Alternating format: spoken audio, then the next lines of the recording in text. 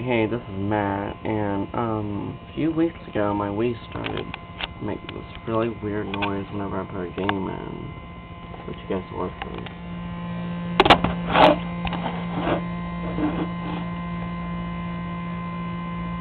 Hear that?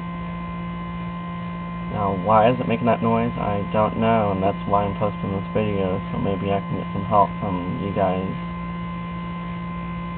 on why this is happening to my Wii.